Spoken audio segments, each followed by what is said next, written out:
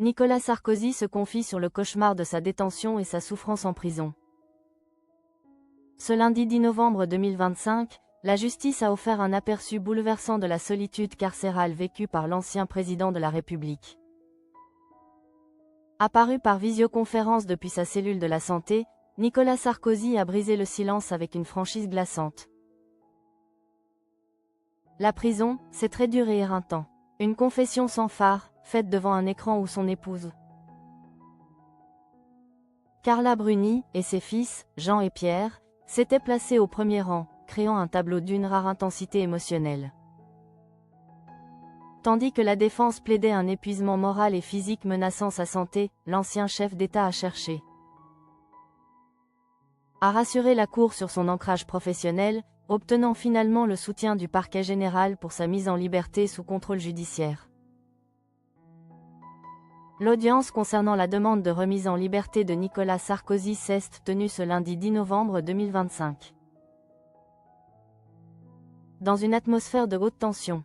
Dès 9h30, les projecteurs étaient braqués sur l'ancien chef de l'État, apparu par visioconférence depuis sa cellule de la prison de la Santé.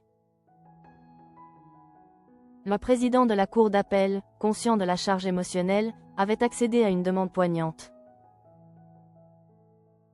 Que Carla Bruni et ses fils, Jean et Pierre, puissent prendre place au premier rang de la salle, afin que l'ancien président puisse apercevoir sa famille à l'écran. Un moment d'une intensité déchirante.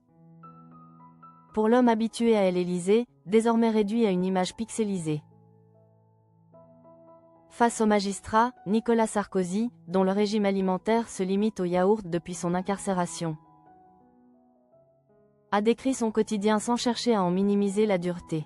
Sa voix, bien que calme et ferme, portait le poids des 20 jours passés dans l'ombre.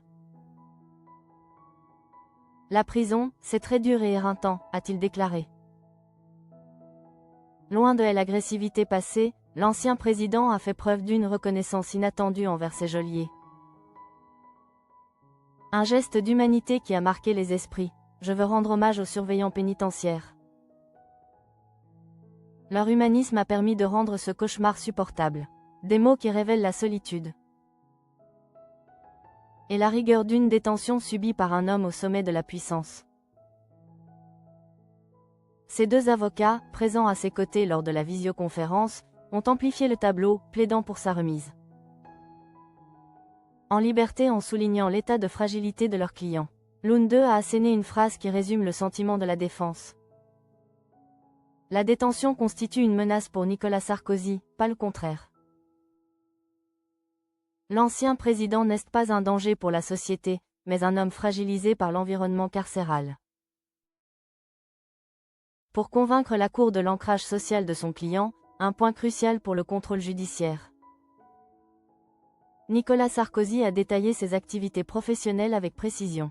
J'ai deux activités professionnelles principales. Je suis avocat, et la deuxième chose, je suis conférencier, a-t-il expliqué. Ses propos, visant à rassurer les juges sur son absence de volonté de fuite, ont été appuyés par la nature de ses engagements à travers le monde.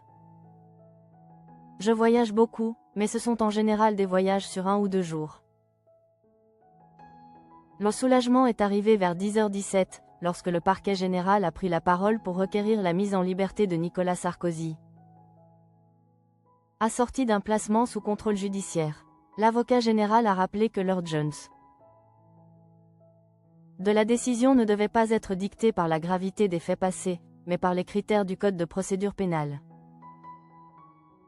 L'ancien président pourrait donc être libéré, mais les conditions seront lourdes, incluant l'interdiction de tout contact avec les autres prévenus et témoins du dossier libyen. Quoi qu'il en soit, l'espoir de sortir de ce cauchemar et de retrouver sa famille, vue à travers l'écran de sa cellule, est désormais tangible.